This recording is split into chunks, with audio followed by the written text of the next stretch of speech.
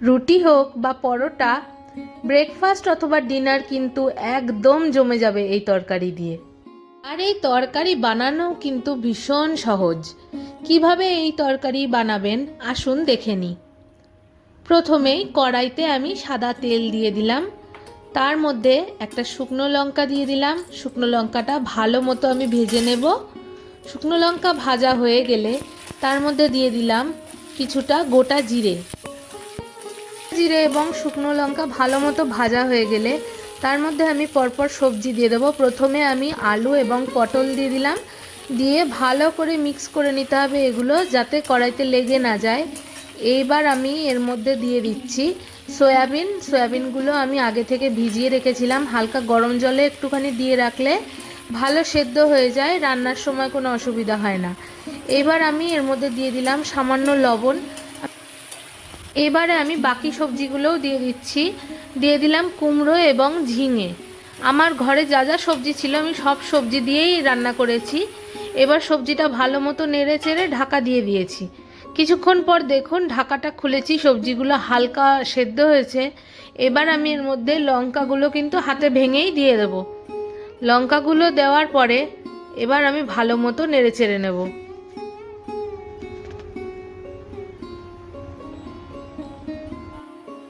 এইবারে আমি দিয়ে দিচ্ছি পরিমাণ মতো হলুদটা আপনারা বুঝিয়েই দেবেন।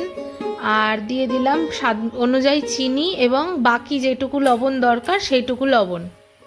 এবারে সব সবজিগুলো মশলাগুলো সব ভালো করে মিক্স করে নেব। এর মধ্যে আমি স্বাদ হওয়ার জন্য দিয়ে দিলাম একটু সবজি মশলা। এটা কিন্তু একদমই অপশনাল, আপনারা চাইলে দিতেও পারেন নাও দিতে পারেন।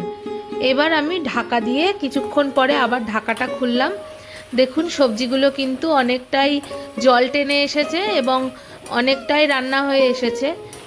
এই তরকারিটা যত বেশি নাড়বেন তত কিন্তু টেস্ট এর ভালো হবে। এবার আমি এর মধ্যে দিয়ে দিচ্ছি 1.5 মগ জল। জলের পরিমাণটা কমও দিতে পারেন বেশিও দিতে পারেন, কোনো অসুবিধা নেই। এবার আমি ভালো করে তরকারিগুলো মিক্স করে ঢাকা দিয়ে দেবো।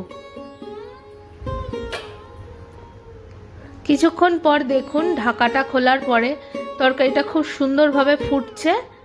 ভালো করে মিক্স করে নেব। আমি আগেই বলেছি তরকারিটা যত নাড়বেন তত কিন্তু টেস্ট হবে। এবার ঝোলটাকে প্রপার ঘন করার জন্য আমি এর মধ্যে দিয়ে দিলাম সামান্য পরিমাণ আটা। আপনারা কিন্তু তরকারির আলু তুলে সেগুলোকেও মেখে দিতে পারেন, ভালো লাগবে।